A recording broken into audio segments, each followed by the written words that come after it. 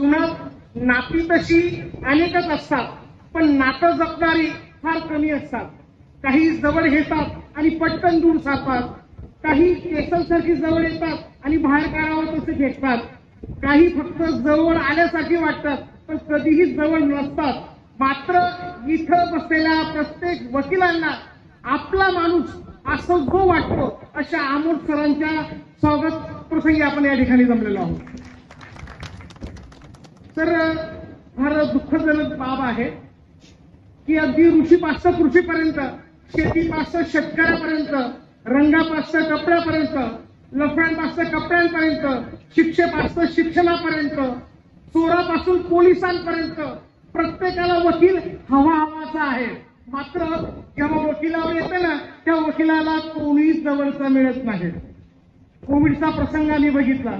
कोविडचा प्रसंग जेव्हा बघितला तेव्हा आम्हाला आमचा माणूस वाटला आदरणीय अमोल सावंत सर, ज्यांनी केवळ वैद्यकीय मदत नाही, कोविडचा किराणा नाही, त्यानंतर आमची लायब्ररी नाही, तर अक्षरशः संगणक म्हणण्यापेक्षा प्रत्येकापर्यंत जसा केसला पोचतो ना तसं प्रत्येकापर्यंत पोहोचण्याचं काम आमच्या सावंत सरांनी केलेलं आहे. तर सावंत सरांचा जन्म बघितला तर 6 ऑगस्टचा. 6 ऑगस्ट जर बघितला तर आपण म्हणतो त्याला हिरोशिमा डे, म्हणजे अगदी अनुभवाने सगळं नायनाट केलेलं. मात्र त्या राखेच्या ढिगाऱ्यातनं फिनिश पक्षी जसा वर निघाला ना तसं आपल्या विधी क्षेत्रात क्रांती निर्माण करणारा आदर्श व्यक्तिमत्व म्हणजे आमचे सावंत सर.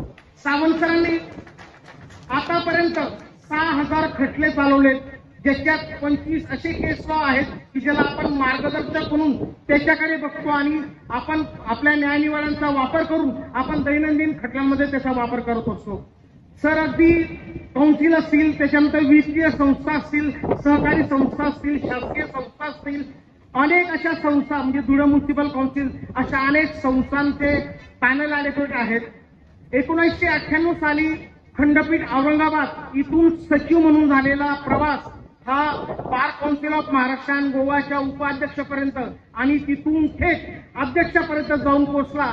याचा खानदेशी म्हणून, त्यातल्या त्यात धुळे जिल्ह्यातला म्हणून, त्यातल्या त्यात माझ्या जिल्ह्याचा माणूस म्हणून अमोल सावंत सरांचा मला सार्थ अभिमान आहे. अशी जरी परिस्थिती प्रत्येक ठिकाणी राहिली तरी मी सावंत सरांना येणाऱ्या भविष्य काळात अनेक शुभ चिंतितो.